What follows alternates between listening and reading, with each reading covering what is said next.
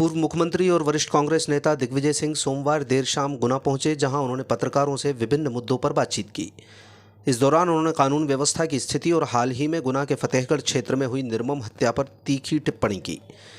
दिग्विजय सिंह ने गुना के फतेहगढ़ थाना क्षेत्र के गणेशपुरा में हुए किसान की निर्मम हत्या की कड़ी निंदा की। उन्होंने मांग की कि इस जघन्य अपराध को अंजाम देने वाले सभी दोषियों को फांसी की सज़ा मिलना चाहिए। उन्होंने घोषणा की कि वो और जयवर्धन सिंह पीड़ित परिवार से मुलाकात करने 28 अक्टूबर को गणेशपुरा पहुंचेंगे।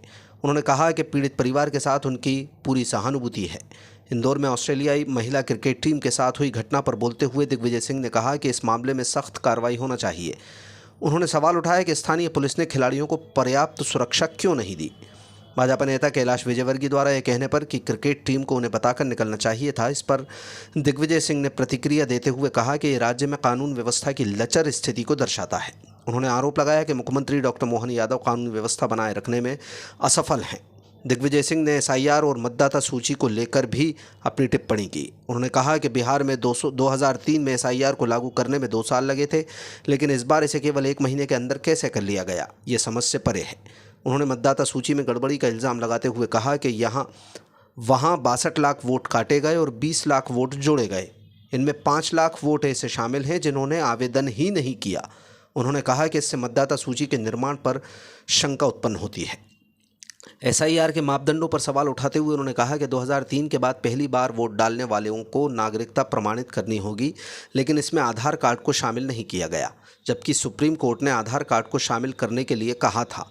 उन्होंने इस कार्रवाई को आपत्तिजनक बताते हुए सभी राजनीतिक दलों से इसका संज्ञान लेने की अपील की। उन्होंने चिंता व्यक्त की कि सुप्रीम कोर्ट ने अभी तक इससे संबंधित पिटीशन पर निर्णय नहीं लिया और उसी के आधार पर चुनाव हो रहे हैं।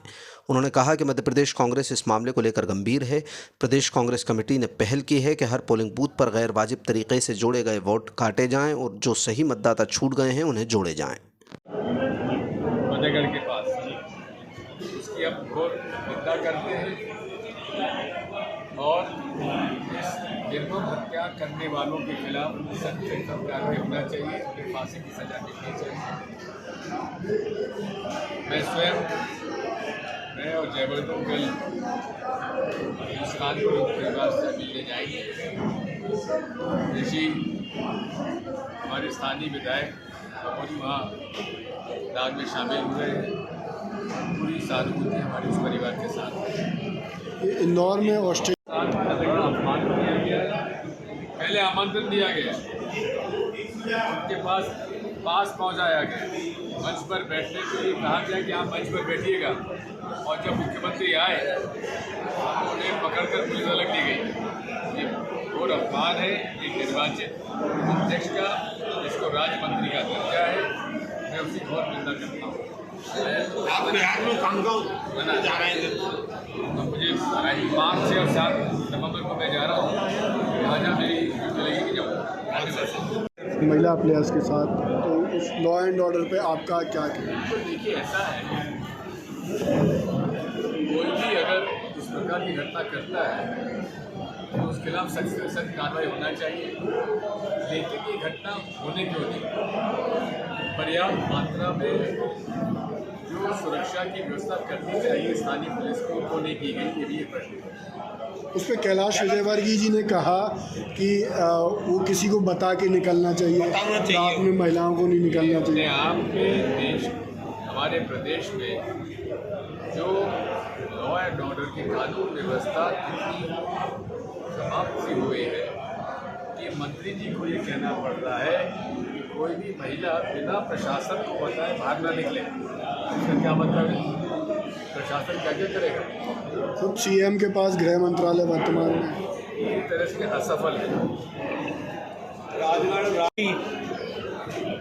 यह है कि स्पेशल इंटेंसिव रिवीजन बिहार में सन 2003 में हुआ था। सीधा करो मोबाइल। और 2 साल लगे थे। अब इन्होंने केवल 1 महीने के अंदर लगभग 7 से 8 करोड़ रुपयों का स्पेशल इंटेंसिव रिवीजन कैसे करते हैं समझ में नहीं आया। 62 लाख वोट कट दिए और 20 लाख वोट जोड़ दिए। में 5 लाख वोट ऐसे जोड़ दिए जिन्होंने आवेदन ही नहीं दिया था। इन सब बातों पर एक शंका हम लोगों को होती है, किस प्रकार की रिपोर्ट उन्होंने बना के दी और किस प्रकार की मतदाता सूची बनी। खैर, एक और बात सामने आई है कि जो SIR के मापदंड तय किए गए हैं उसमें ये है कि जिसने पहली बार 2023 के बाद वोट डाला है उनको ये प्रमाणित करना पड़ेगा कि वे यहाँ के नागरिक हैं, उनका वोट जुड़ना चाहिए। और नागरिकता प्रमाणीकरण करने के लिए 11 उन्होंने डॉक्यूमेंट का बताया है, लेकिन उसमें उन्होंने आधार कार्ड को शामिल नहीं किया है, जबकि सुप्रीम कोर्ट ने आधार कार्ड को शामिल करने का निर्देश दिया। ये आपत्तिजनक है और इस बारे में सभी राजनीतिक दलों को सामने को प्रयास करना चाहिए। तीसरा, हमें ये भी देखने की आवश्यकता है कि माननीय सुप्रीम कोर्ट ने अभी तक जो पिटीशन डली हुई थी उस पर अभी तक कोई निर्णय नहीं लिया है। ये भी एक हमारे लिए चिंता का विषय है, क्योंकि उसके आधार पर चुनाव हो रहा है। अब चुनाव हो जाएगा, उसके बाद इन्फ्रेक्चस हो जाएगा, पूरा बेबुनियाद हो जाएगा। इसलिए हमें इस बात का दुख है कि इस मामले में सुप्रीम कोर्ट ने कोई फैसला भी नहीं किया।